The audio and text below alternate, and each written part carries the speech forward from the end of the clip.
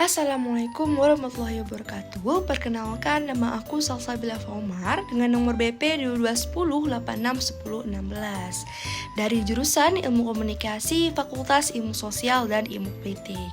Nah, pada kesempatan kali ini aku akan menjelaskan sedikit ulasan mengenai inovasi dan masa depan ekonomi Indonesia di masa digital. Nah, tugas ini dibuat untuk memenuhi ujian tengah semester dengan dosen pengampu Bapak Muhammad Taufan, Esos MA. Nah, seperti yang kita tahu, pada saat pandemi COVID-19 melanda, seluruh negara di dunia merasakannya banyak perubahan besar, sampai akhirnya mencapai puncak era disrupsi, era di mana banyaknya perubahan terjadi akibat adanya inovasi secara besar-besaran dan mendasar, sehingga menimbulkan perubahan secara luas dalam sistem dan juga tatanan kehidupan yang dijalankan masyarakat. Hal ini mulai disadari masyarakat saat sebagian besar kegiatan manusia dapat dijalankan hanya dengan memperdayakan yang namanya smartphone. Namun, bukan hanya aktivitas sehari-hari saja yang teralihkan, digitalisasi di era Indonesia 4.0 ini juga mengubah dan membangun sistem kehidupan yang berbeda mulai dari pendidikan, kesehatan, dan perekonomian suatu negara. Terdapat 4 sektor industri di Indonesia yang memiliki potensi untuk berkembang seiring dengan perkembangan ekonomi digital. Antara lain, ada sektor pertanian, finansial, sektor agrologistika, dan sektor kebudayaan, pariwisata, dan ekonomi kreatif.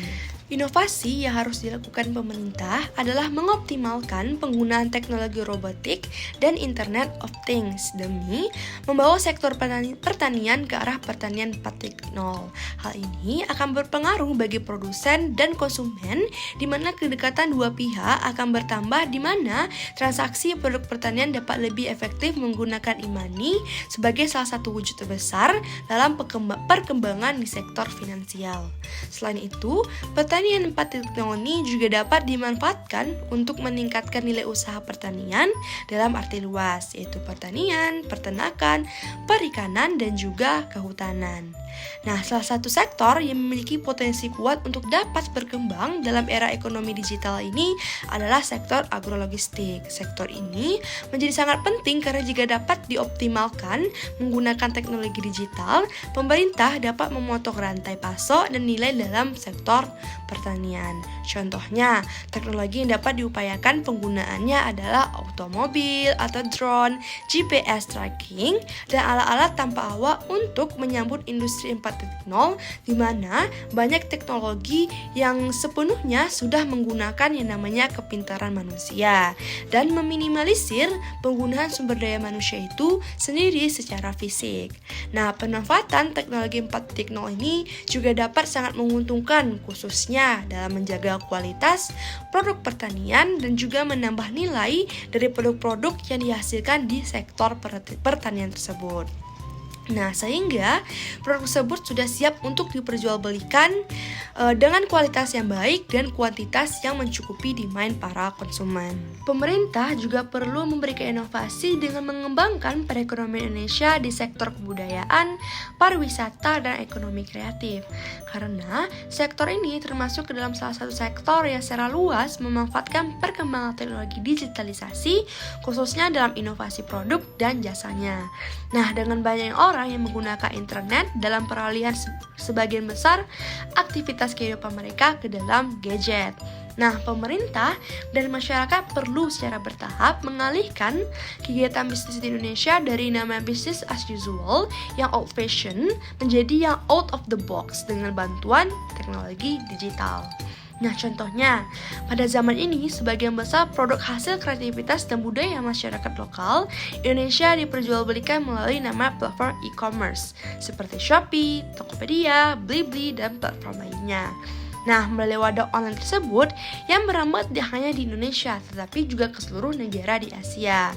Nah, produk-produk yang diperdagangkan berlomba-lomba untuk menjadi produk-produk luar negeri. Nah, sampai akhirnya banyak influencer-influencer Indonesia yang mempromosikan lokal produknya yang pastinya tidak kalah kualitasnya dengan produk buatan barat yang sudah banyak penggemarnya. Nah, salah satu cara paling ampuh pada era ini adalah mempromosikan produk lokal masyarakat Indonesia kepada dunia global yaitu salah satu influencer terkenal Indonesia yang bernama Jerome Pauline, yang pada tanggal 6 November 2022 diberitakan bahwa Jerome Pauline menghadiahkan kemeja batik pada member NCT. Nah, yang pada akhirnya dipakai dan dipublikasikan oleh salah satu member grup band tersebut. Nah, metode promosi ini menggunakan jalur trending topic yang berhasil dilakukan Jerome dengan bantuan grup idola asal Korea Selatan yang sedang booming di seluruh dunia saat ini. Nah, dapat kita simpulkan bahwa ada beberapa inovasi yang dapat ditingkatkan dalam memajukan ekonomi Indonesia di masa digital. Nah, antara lain yang pertama ada e-commerce. Nah, seperti yang kita bahas sebelumnya, e-commerce ini dapat memungkinkan masyarakat Indonesia untuk berbelanja secara online dengan mudah dan aman. Dalam beberapa tahun terakhir, e-commerce ini telah tumbuh pesat di Indonesia dengan banyak platform e-commerce besar yang masuk ke pasar seperti Tokopedia, Shopee, Bukalapak, Blibli, dan lain-lainnya. Yang kedua ada yang nama vintage. Nah, teknologi keuangan yang memungkinkan masyarakat untuk melakukan transaksi keuangan dengan cepat, mudah, dan aman. Nah, beberapa perusahaan vintage terkemuka di Indonesia termasuk OVO, GoPay, dan Dana. Nah, yang ketiga ada yang namanya agroteknologi. Nah, di Indonesia adalah negara agraris dengan potensi besar untuk meningkatkan produktivitas pertanian dengan menggunakan teknologi. Ada beberapa inovasi agroteknologi yang sedang berkembang di Indonesia termasuk sensor pertanian, penggunaan big data, dan otomatisasi pertanian. Nah, yang keempat ada yang namanya pendidikan digital. Nah, pendidikan online memungkinkan masyarakat Indonesia untuk mengakses pendidikan dengan mudah dan lebih terjangkau. Ada beberapa platform edukasi digital terkemuka di Indonesia termasuk Ruang Guru dan Zenius. Nah, yang kelima ada yang namanya Smart City. Nah, konsep kota pintar ini memanfaatkan teknologi untuk meningkatkan efisiensi pelayanan publik dan kualitas hidup masyarakat. Ada beberapa kota di Indonesia yang sudah mengadopsi konsep Smart City termasuk Jakarta, Surabaya, dan Bandung. Pemerintah Indonesia perlu terus mengembangkan kebijakan yang pro investasi dan pro bisnis untuk menarik investasi ke Indonesia, serta memperkuat kerjasama dengan negara-negara lain di bidang ekonomi dan teknologi. Nah, selain itu, penting bagi Indonesia untuk memperkuat sektor industri dalam negeri sehingga dapat mengurangi ketergantungan pada impor dan meningkatkan nilai tambah produk yang dihasilkan. Nah, secara keseluruhan, inovasi-inovasi tersebut dapat membantu Indonesia untuk terus berkembang dalam era digital dan juga dapat meningkatkan daya saing ekonomi di dunia global. Nah, pastinya semua upaya yang dapat dilakukan pemerintah dan juga dukungan dari masyarakat ini membutuhkan proses yang panjang serta waktu yang berjangka panjang. Ditambah lagi dengan banyaknya sektor-sektor yang harus dicakup, yaitu dalam sektor pertanian, finansial, agrologistika, dan sektor kebudayaan, pariwisata, dan ekonomi kreatif. Nah, keempat sektor ini sangat berpotensi khususnya dalam mengembangkan digitalisasi ekonomi. Nah, dengan demikian kita sebagai masyarakat Indonesia perlu berkontribusi dan berpartisipasi dalam membantu pemerintahan membangun Indonesia ke arah yang lebih baik lagi, sehingga kesejahteraan masyarakat dapat terwujud dan mencapai tujuan negara dan bangsa kita dalam G20, yaitu menjadi Indonesia maju. Nah, mungkin ini aja sedikit ulasan saya mengenai inovasi dan masa depan ekonomi Indonesia di era digital.